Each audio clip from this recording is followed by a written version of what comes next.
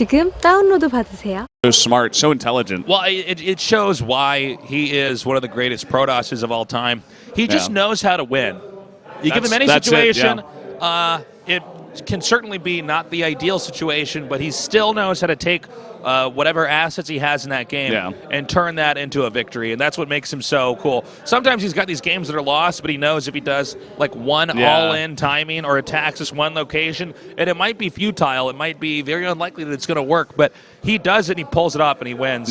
Now, with this just being one game, is there a chance Super does some kind of weird cheese? I think it's very possible, actually.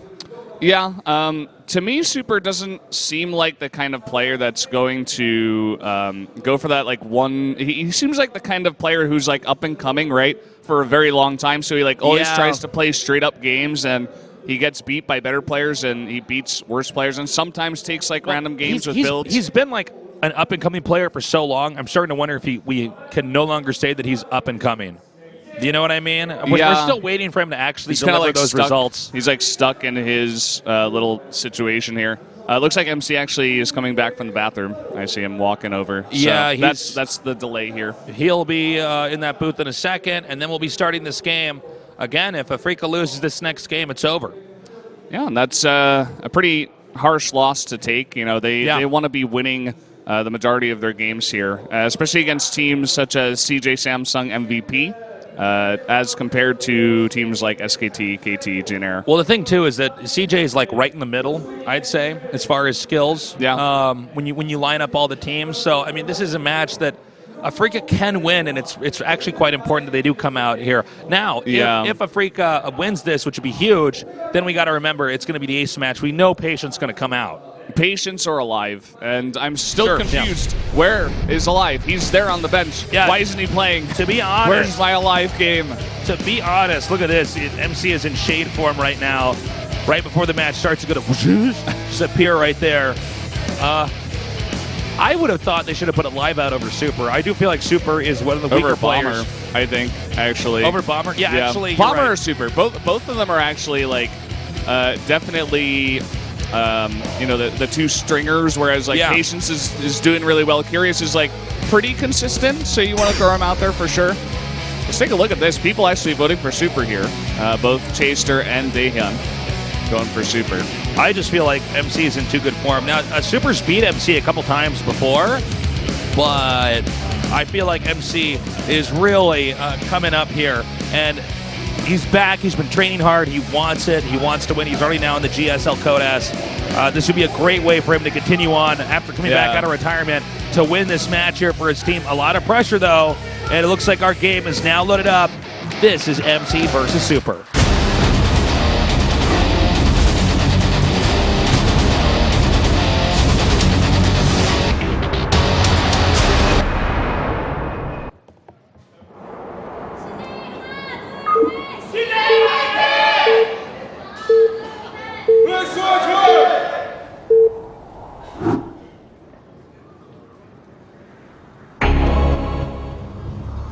In the bottom right, in the yellow, he is the Boss Toss MC. Smacking his keyboard. Look at that face. The face of a killer. In the upper left, in the purple, with a winning record against MC, is Super. Yeah, Super does have that weird just way to defeat better players than him randomly at times in Pro League. His games against MC that he won obviously wasn't in Pro League, I don't believe, unless it's from like a long time ago. And even then, I'm not even sure if these guys played at the same time. But yeah, I don't remember those games. I don't know when they happened. But in this day and age, I definitely feel like MC is the big favorite here.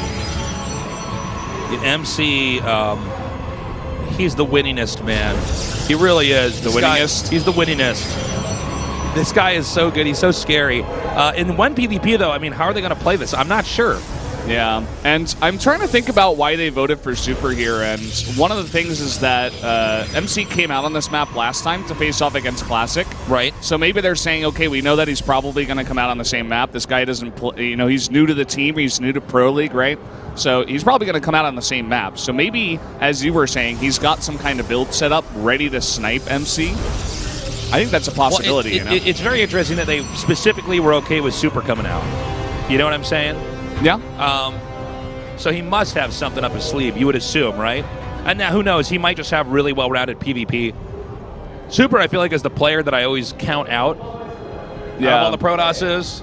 I don't know about you, but I'm so used to Kaz in his games, and, you know, he plays well, but he seems to always follow the same course, and he also seems to have a much harder time than the other Protosses in late game.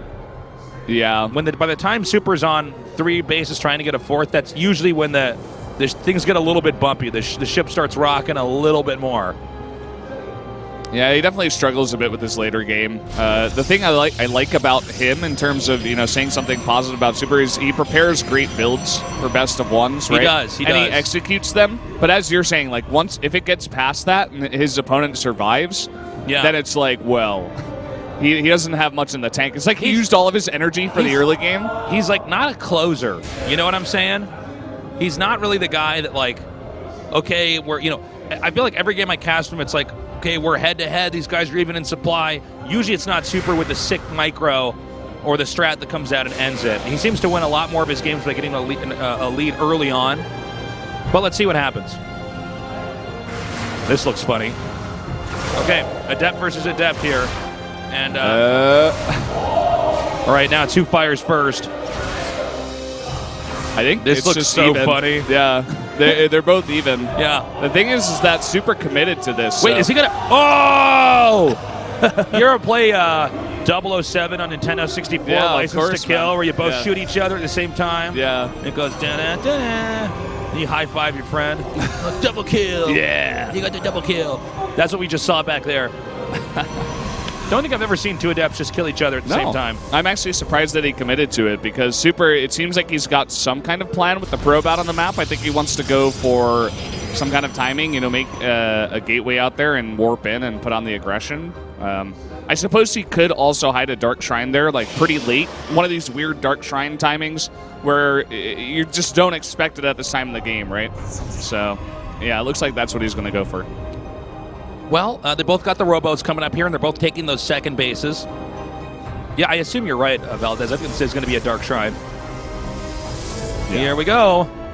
And it's kind of interesting. We've seen players fall apart to it in the past. We've seen them handle it really well, right? Some players, they just have an observer and they kill a Dark Templar that come in and it's like, oh, that did no damage. I mean, the thing about Dark Templar, especially in PvP, is it either does a lot or a little. And after that initial attack, you can kind of only use the DTs to run in when they push out of their main and hope they don't have an observer. Yeah, you force them to make cannons, right, and just, like, do weird stuff, stay at home. Maybe you can take an earlier third base with it, something like that. The DT has got 2 utilities, besides the fact that it might just auto-win you a game. Like, you kill all the probes or you kill the robo or something like that. There's also the fact that you can use them as a pin. You can pin the other player to his base, and then from there you try to tech up. Because when you go for a DT, after DT tech, your tech normally doesn't just flow easily into the next phase of the game. It normally it gets a little bit staggered, you know? And and that's where you got to use the DT to try to pin him in there. Look at the timing on this observer, by the way. MC gets a Immortal first. Oh, man, he's moving out, though. Yeah. He's not going to have anything at home by the time these DTs hit. Yeah, well, also keep in mind, Blink's only halfway done, so the Immortals and Stalkers might do a lot. Now, he does have an Observer here. Let's see how well he splits the DTs up. Also, let's see where the warp-ins actually occur, too, right? He needs to keep that Observer at home if he wants to have any chance of defending this DT. I think he's going to... Yeah, he knows. MC's ready. He's the boss toss. There you go. Got to go for the overcharge. There it is, and this is only going to get 1 kill. He doesn't even focus down the other one. It looks like there's more in the main. Meanwhile, we got to push up here. Oh my God, Valdez, this is not good. Not good if your name is Super. He's just going to force field the ramp, and he could hold that, actually, if he wanted to, but he wants to wait for... Oh, he's going to warp into DT. He needs another observer back at the front. Isn't there an observer? Oh, my God. Excuse me. No, that's actually Super's observer. I'm sorry. Yeah, he needs to, I thought that was MC's run for now. A second. He needs to force field. It looks like he's just going to be able to run away, and that's okay. I mean, it stops the attack. MC's army is still better. So, but the second observer is out right now. I mean, another attack coming up here from MC could really hurt Super. Super does have Blink done, though. He's getting more gateways than he is, and he is getting his own Immortals. And it looks like Super is going to take that third base. With this amount of pressure and forcing your opponent to go all the way back home, you open up some space for yourself, and you're able to get this. It looks like he's parked a DT at the third base location of MC as well, to definitely you can delay that for a long time. All right, Forge coming down now. We are at the point in time where the third base is being acquired here. There is a chance MC might try to do a timing here. Super has not taken a third base of his own just yet. And now we're just now getting the Twilight Council here for MC, which goes to show you how specific his tech was.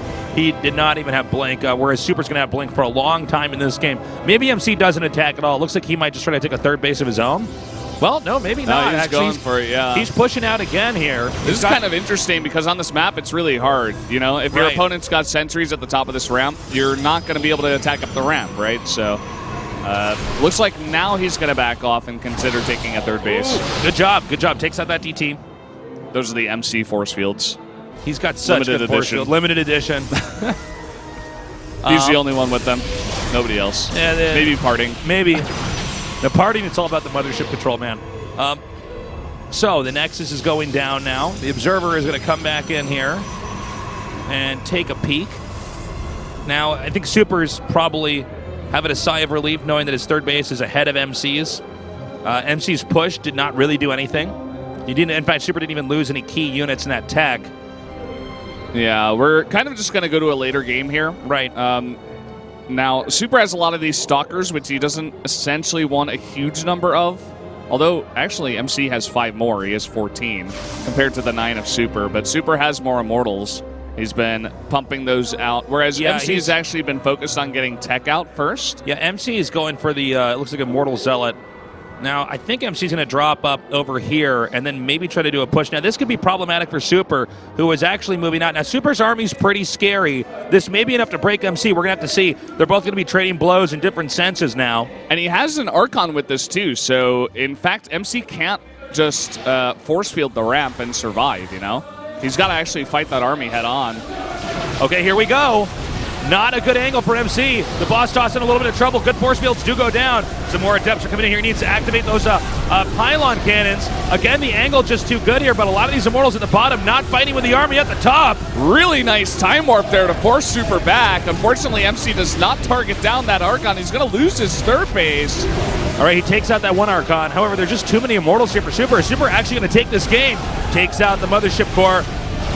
Oh, man. I think actually MC's just really dead. Fight this. He can't fight this. He has to back off. This angle is actually going to be better for the offender here. With 5 Immortals, yeah, I think that's going to be game. We're going to have to go to the ace match, Valdez. Looks like it. A blink forward. Going to focus down all the Immortals here. And that's just it. MC's lost his entire army, and that's going to be GG. GG. Super takes out MC. Very nicely done by Super. Clutch moment here for Afreeca. Wow. Was not expecting that, to be honest. MC really outplaying Classic in their game together, but then going down to Super. That's what it's about with Super. He just comes out here and beats better opponents, but then struggles against opponents that are worse. I feel like Super is a better player in team leagues than he is. He doesn't really have much individual league success. Yeah, but you know, he when his team needs him, he can pull through. And let's see what happens now. Now, for ace match, let's get this out of the way real quick here, Valdez. I think we know Patience is going to come out. We know. Or Alive. It's one of those No two. way, dude. It's got to be Patience, man. Yeah, I mean, we've seen teams save one player for an ace match if they expect it to happen, but at the same time, Patience at this point might be better than Alive. I want to see more of Alive out in Pro League before we make that. Who does CJ get? I don't know. You have to make a decision MC? on who you think it's going to be. Hero? Maybe Hero. The Heroes has been their ace for a long time, and MC's new to the team, so they might just rely on Hero here. I don't know, man. I don't know who we're going to pick. It's going to be very important, though. This is going to be a huge win for Afreeca Freaks if they can take this last game. Now, very even series between these two teams. Kind of two middle-tier teams here in Pro League going head-to-head. I'd almost say it's like Afreeca Freaks is viewed as lower tier, but might be changing everybody's opinion here tonight.